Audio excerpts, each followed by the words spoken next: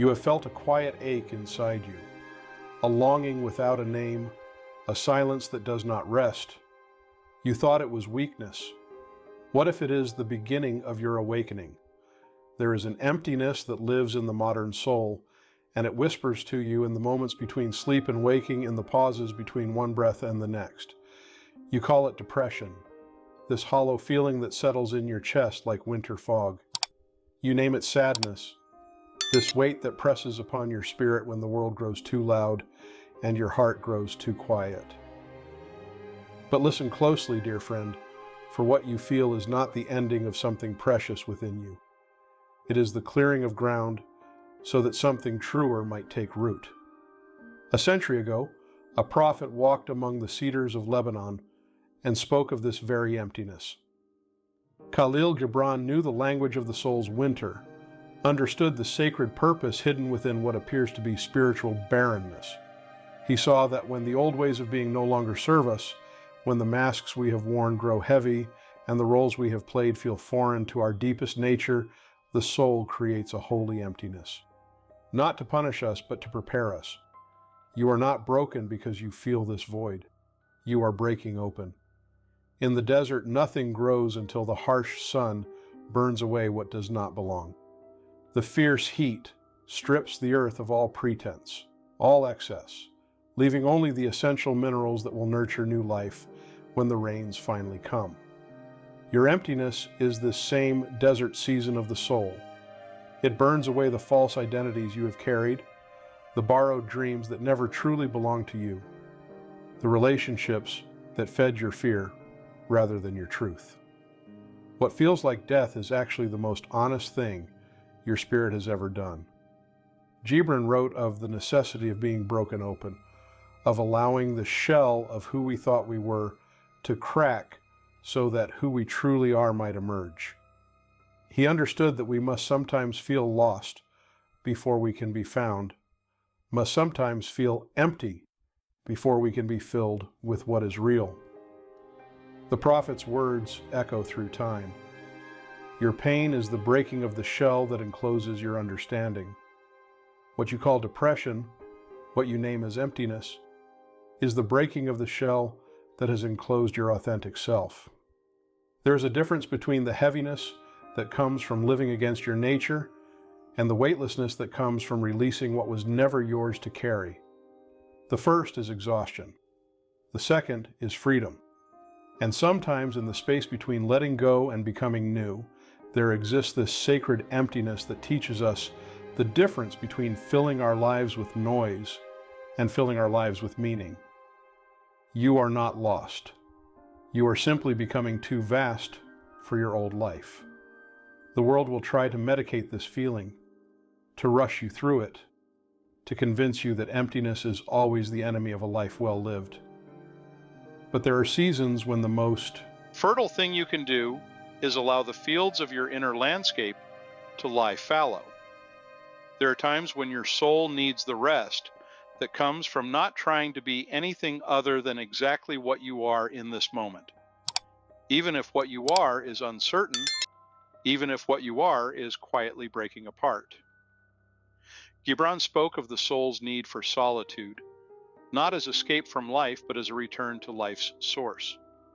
He knew that in the silence between thoughts, in the pause between heartbeats, in the emptiness between who we were and who we are becoming, lives the voice of our truest self. This voice speaks not in the language of achievement or productivity, not in the tongue of what others expect from us, but in the ancient dialect of what the soul requires to flourish. Your emptiness is not a pit to be filled, but a space to be honored. When the great Lebanese poet walked the mountains of his homeland, he observed how the highest peaks were often wrapped in clouds, invisible to those walking in the valleys below. But from the mountain's perspective, the clouds were not obstacles to sight, but gifts of moisture that would eventually fall as rain to nourish everything that grew below. Your emptiness is like this cloud that surrounds the mountain of your becoming. Others cannot see the summit of who you are becoming, because you yourself are wrapped in the mist of transition. But within this fog lives the very substance of your renewal. There is a sacred restlessness that comes before every authentic transformation. It feels like dissatisfaction with everything you once found meaningful. It feels like a hunger that no meal can satisfy, a thirst that no drink can quench. You may find yourself pulling away from conversations that once engaged you, questioning beliefs that once comforted you, feeling distant from activities that once brought you joy. This is not a sign that you are falling into darkness. This is a sign that you are outgrowing the containers that once held your understanding of yourself. The soul grows where the world believes you are breaking. And then, in the depths of this emptiness, something shifts. Not suddenly, not dramatically, but with the quiet inevitability of dawn approaching an eastern horizon. You begin to notice that the silence you feared has become a companion rather than an enemy. The solitude you tried to escape has become a sanctuary rather than a prison. The emptiness you named as depression has become a spaciousness that allows you to hear the whispers of your authentic desires, the murmurs of your true calling, the gentle urgings of the person you came here to become. This is the moment Gibran described when he wrote of the soul's awakening to its own vastness. This is when you understand that what you feared was never your enemy. It was the doorway asking to be opened. The emptiness was never about losing who you were. It was about making room for who you are becoming. The depression was never about dying. It was about being reborn. In the space where your old self used to live, you discover not nothingness, but infinite possibility. Where there was once a rigid structure of who you thought you should be, there is now a flowing openness to who you might become. Where there was once the weight of others' expectations pressing down upon your spirit, there is now the lightness that comes from living in alignment with your own truth. You do not walk toward meaning. Meaning walks toward you when you become still. The transition is not always comfortable. There are days when you will miss the certainty of your former self, even if that certainty was built on foundations that no longer served you. There are moments when you will feel nostalgic for the simplicity of living according to scripts written by others, even if those scripts left your soul starving for authenticity. But beneath the discomfort of change runs an unmistakable current of rightness, a sense that you are finally swimming with the flow of your life, rather than against it. Gibran understood that every soul must sometimes traverse the desert of its own unknowing in order to reach the oasis of its truth. He knew that we must sometimes feel completely empty in order to discover what we are truly hungry for. Not the hunger that can be satisfied by accumulating more of what we already have, but the deeper hunger that can only be satisfied by becoming more of who we already are. Your emptiness has been preparing you for fullness, but not the kind of fullness the world typically offers. Not the fullness that comes from cramming your life with activities and achievements and acquisitions, but the fullness that comes from finally having space for your soul to expand into its natural dimensions. Not the fullness that comes from meeting others' definitions of success, but the fullness that comes from honoring your own definitions of meaning. What you call fear is the shadow of the truth trying to reach you. As you emerge from this season of emptiness, you will find that your capacity for joy has deepened because you have learned to find peace in simplicity. Your ability to love has expanded because you have learned to love yourself through seasons of uncertainty. Your wisdom has grown because you have learned to trust the intelligence of your own becoming, even when that becoming moves slowly, even when that becoming moves in directions you never expected. The people in your life may not immediately understand the person you are becoming. Some may feel confused by your new priorities, puzzled by your need for different kinds of conversations, unsettled by your willingness to choose authenticity over approval. This, too, is part of the transition. As you grow into greater alignment with your true nature, you naturally attract relationships and experiences that support this alignment while releasing those that do not. You will discover that the emptiness taught you discernment. It showed you the difference between what feeds your spirit and what merely feeds your ego, between what brings you peace and what brings you distraction, between what calls you toward your highest self and what calls you toward comfortable smallness. This discernment becomes a compass that guides you through the landscape of your new life. Your pain has been the soft hand that shapes your awakening. There will come a day when you look back on this period of emptiness, not as something you survived, but as something that saved you. You will recognize it as the season when your soul finally had permission to rest from the exhausting work of being who others needed you to be, and began the sacred work of becoming who you truly are. You will see that what felt like depression was actually your spirit's way of saying, enough. Enough of living from the outside in. It is time to learn to live from the inside out. The emptiness was never your enemy. It was your teacher, showing you that a life built on the foundations of others' expectations is a life built on sand, destined to crumble when the storms of change arrive. The void was never a punishment. It was an invitation to discover what happens when you stop running from your truth and start running toward it. Gibran wrote that we are all walking each other home, and sometimes the path home leads through the wilderness of our own becoming. Sometimes the journey requires us to lose ourselves completely in order to find ourselves authentically. Sometimes we must empty our hands of everything we thought we needed in order to receive what we actually need. You are not healing from depression. You are awakening from the dream of being someone other than who you truly are.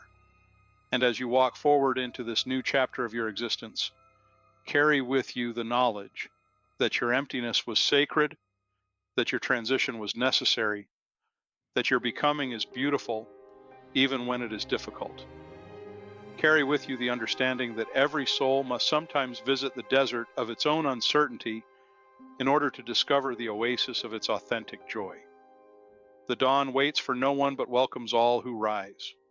Your new self is already here, breathing quietly beneath the surface of who you think you are, waiting for you to recognize that the emptiness you feared was actually the space it needed to emerge. What you called depression was simply the cocoon. What you are becoming is the butterfly. In the ancient wisdom of Lebanon's mountains, where Gibran first learned to see with the eyes of the soul, there grows a cedar tree that lives for thousands of years. But before it reaches its magnificent height, before its roots spread deep into the earth and its branches stretch toward heaven, it must first endure seasons of apparent dormancy. Winters, when it appears lifeless to the casual observer, when no new growth is visible, when it seems as though the tree has forgotten its purpose. Yet beneath the frozen ground, invisible to all who pass by, the roots are growing deeper. In the darkness of winter soil, new pathways are being carved, new sources of nourishment are being discovered, new foundations are being laid for the spring that will inevitably come. The tree does not doubt its own becoming during these seasons of hiddenness. It trusts the intelligence of its own nature, the wisdom of its own rhythms, the sacredness of its own timing. You are like this cedar, dear soul. What appears to be dormancy in your life is actually deep-root growth in the invisible realms of your becoming. What looks like stagnation to those who measure growth only in external achievements is actually the most vital period of your spiritual development. The emptiness you have been feeling is not the absence of life within you, but the presence of life preparing itself for a more authentic expression. There is a profound difference between the emptiness that comes from being disconnected from your truth and the emptiness that comes from being prepared for your truth. The first is hungry, desperate, demanding to be filled with anything that might distract from its ache. The second is spacious, patient, content to wait for what is truly nourishing rather than merely comforting. You have been learning to distinguish between these two kinds of emptiness, and in learning this distinction, you have been developing the most essential skill of conscious living. The soul that has learned to be empty in the right way has learned the secret of being full in the right way. Gibran often spoke of the marketplace of the soul, where we trade away our authentic treasures for counterfeit jewels that promise to make us feel worthy, but leave us feeling more empty than before. For so long, perhaps, you participated in this marketplace. You exchanged your quiet intuition for loud certainties that belong to other people. You traded your natural rhythms for artificial schedules that served other people's priorities. You gave away your sacred solitude for social connections that fed your insecurity rather than your growth. But emptiness taught you to stop trading. It taught you that some treasures cannot be replaced once they are lost, that some aspects of your authentic self are too precious to be bartered away for temporary comfort or social approval. It taught you to become fiercely protective of the space within you where your true voice lives, where your deepest knowing resides, where your most authentic desires are kept safe from the judgment of a world that profits from your self-doubt. In this protective emptiness, you began to hear the whispers that had been drowned out by the noise of trying to be someone you were not. You began to feel the gentle urgings that had been overwhelmed by the force of trying to want what others wanted for you. You began to sense the subtle movements of your own spirit that had been overlooked in the rush to meet deadlines and expectations that were never truly yours to meet. What others called your withdrawal, you learned to recognize as your return to yourself. The prophet of Lebanon understood that every soul must sometimes retreat from the world's definitions of what it means to be alive, in order to discover its own definition of what it means to be truly living. He knew that there are seasons when the most revolutionary thing you can do is to simply be still, to allow the false urgencies to fall away, to let the borrowed identities dissolve, so that your authentic identity can emerge from beneath the layers of who you thought you were supposed to be. Your emptiness has been a form of prayer. Though you may not have recognized it as such, it has been your soul's way of saying, I am ready to receive only what truly belongs to me now. I am ready to release what never belonged to me in the first place. I am ready to trust that there is enough love, enough meaning, enough purpose in this universe for me to live authentically without having to fight for my place in it. This is perhaps the most profound teaching that your transition has offered. The understanding that you do not have to earn your right to exist as you truly are. You do not have to prove your worthiness to take up space in this world as your authentic self. You do not have to justify your needs, defend your boundaries, or apologize for growing beyond the limits that others once placed upon your becoming. You belong here, not as the person others expected you to be, but as the person you are discovering yourself to be. As you continue to emerge from this season of sacred emptiness, you will find that your relationship with time itself has changed. The frantic urgency that once drove your days has been replaced by a deeper rhythm, one that honors both action and rest, both doing and being, both reaching toward goals and simply existing in the present moment. You have learned that there is time for everything when you are no longer trying to be everything to everyone. Your relationship with other people will also continue to evolve. You will find yourself drawn to souls who understand the value of depth over breadth, quality over quantity, authentic connection over convenient companionship. You will discover that you have less patience for conversations that do not nourish your spirit, and more capacity for relationships that honor the full spectrum of human experience, including the seasons of emptiness and uncertainty. The people who truly love you will not need you to pretend that your transition was easy or that your emptiness was simply a phase to be quickly overcome. They will recognize that you have been through something sacred, that you have learned something essential, that you have become someone more aligned with your truth. They will celebrate your willingness to grow even when that growth required you to disappoint their expectations of who you would remain. Your sensitivity, which the world may have taught you to see as a weakness, will reveal itself as one of your greatest strengths.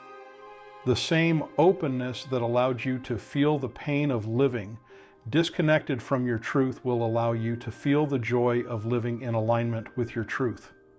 The same depth that made you vulnerable to spiritual emptiness will make you capable of spiritual fullness that others cannot even imagine. You have been composing a new song of yourself, and sometimes the most beautiful music emerges from the spaces between the notes. In the years to come, when others go through their own seasons of emptiness and transition, you will recognize the sacred nature of their struggle because you have walked this path yourself. You will be able to offer them something more valuable than solutions or advice. You will be able to offer them the gift of understanding, the blessing of being truly seen in their becoming, the comfort of knowing that they are not alone in their journey through the wilderness of their own transformation. Your emptiness will become a bridge that connects you to the emptiness of others, not in shared misery, but in shared recognition of the sacred nature of becoming. Your transition will become a light that helps others navigate their own transitions with greater trust, greater patience, greater compassion for the slowness of authentic growth. This is how healing works in the deepest sense, not by erasing the memory of our pain, but by transforming our pain into a doorway through which we can reach others who are walking similar paths. Not by pretending that our struggles were not real, but by honoring our struggles as the means through which we develop the wisdom and compassion that the world desperately needs. Gibran wrote that pain is the breaking of the shell that encloses your understanding, and you have allowed your shell to be broken so completely that your understanding has expanded to encompass not only your own experience, but the experience of countless others who have felt lost in the space between who they were and who they were becoming. You are no longer the person who feared emptiness. You have become the person who recognizes emptiness as a teacher, transition as a gift, and the unknown as a sacred space where miracles of becoming are always possible. The Lebanese poet once said that we give but little when we give of our possessions, but we give much when we give of ourselves. Your willingness to move through emptiness and emerge transformed is one of the greatest gifts you can offer to a world that is terrified of the void, afraid of uncertainty, allergic to the slowness of authentic change. By learning to trust your own process of becoming, you give others permission to trust theirs. By learning to find peace in the unknown, you show others that the unknown is not always dangerous. By learning to see emptiness as a sacred space rather than a problem to be solved, you become a living example of what it means to trust the intelligence of the soul's seasons. There is a particular quality of light that exists only at dawn when the darkness has not yet fully retreated, but the light has begun its gentle insistence on a new day. It is neither the light of day nor the darkness of night, but something altogether different, something that can only exist in the space between what was and what is becoming. This is the light in which you have been living during your transition, and it has taught you to see possibilities that are invisible to those who live only in the bright certainty of established daylight or the deep rest of undisturbed nighttime. You have become a citizen of the threshold, comfortable in spaces that others find unsettling, at home in questions that others need to answer immediately, at peace with mysteries that others feel compelled to solve. This is not because you have given up on answers or solutions, but because you have learned that some of life's most important truths can only be encountered, never captured. The emptiness taught you to listen to silences, and in those silences you heard the music that had always been playing beneath the noise of your former life. It taught you to value questions that open new doorways rather than answers that close old ones. It taught you to find nourishment in experiences that cannot be photographed, achievements that cannot be measured, successes that cannot be posted or shared or displayed, but can only be lived in the quiet chambers of your own heart. Your inner landscape has been redrawn, not by force, but by the gentle persistence of truth seeking its own level within you. Where there once were walls built from old fears, there are now windows that let in new light. Where there once were busy intersections of competing demands and obligations, there are now quiet pathways that lead toward what you actually love. Where there once was a marketplace of constant transaction and exchange, there is now a temple where what is sacred in you can rest undisturbed. This temple within you does not require visitors to appreciate its beauty. It does not need validation from others to know its worth. It does not have to justify its existence or prove its value or demonstrate its purpose. It simply is, and in its simple being, it radiates a peace that was not available to you when your identity was built from the outside in rather than from the inside out. The transformation you have undergone is not visible to casual observation, and this is as it should be. The most profound changes happen in realms that cannot be photographed or documented or shared on social media. They happen in the quality of your attention, in the depth of your presence, in the authenticity of your responses to life's invitations. They happen in your willingness to feel deeply rather than to think constantly, to be fully rather than to do frantically, to trust your own timing rather than to rush toward destinations that others have chosen for you. You have learned the difference between being empty and being spacious, between being lost and being in transition, between being broken and being broken open. These distinctions are not merely intellectual concepts, but lived experiences that have changed the very frequency at which you vibrate in the world.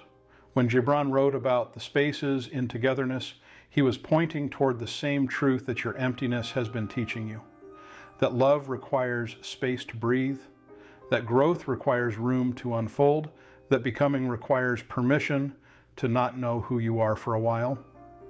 Your transition has been a masterclass in creating sacred space, first within yourself and then in your relationships with others. You no longer need to fill every silence with words, every pause with activity, every uncertainty with immediate answers. You have learned to trust the intelligence of empty spaces, the wisdom of unknown territories, the guidance that comes from being still enough to hear what wants to emerge rather than forcing what you think should happen. This is perhaps the most radical thing about your transformation. You have learned to trust life enough to stop trying to control it completely. Not because you have become passive or resigned, but because you have discovered that there is a current of rightness that flows through existence. And when you align yourself with this current, rather than swimming against it, you find that you can travel farther with less effort, arrive at destinations you never could have imagined, experience forms of fulfillment that were impossible when you were trying to manufacture them through force of will alone. Your emptiness was preparation for this alignment. It cleared away the debris of borrowed dreams and inherited expectations that were blocking your ability to sense the current of your own authentic life. It removed the static of other people's voices so that you could finally hear the whisper of your own deepest knowing. It created space for a different kind of fullness, one that comes not from accumulating more, but from becoming more of who you actually are. In the final verses of his great work, Gibran spoke of returning to the silence from which all meaningful words arise. Your journey through emptiness has been a journey back to this generative silence, this pregnant void from which your most authentic life wants to emerge. You have learned to be empty in the way that a seed pod is empty after it has released its seeds to the wind, not because it has lost something precious, but because it has fulfilled its deepest purpose. The seeds of your becoming have been scattered by the winds of your transition, and you cannot know where they will take root, what gardens they will create, what harvest they will yield in the seasons to come.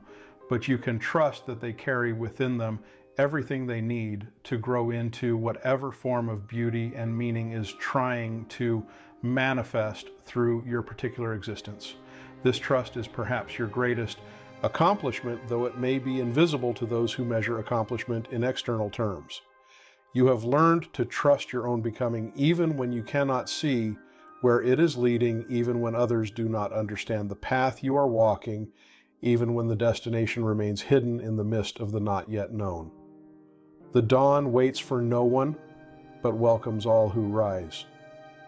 Your new self is already here, breathing quietly beneath the surface of who you think you are, waiting for you to recognize that the emptiness you feared was actually the space it needed to emerge.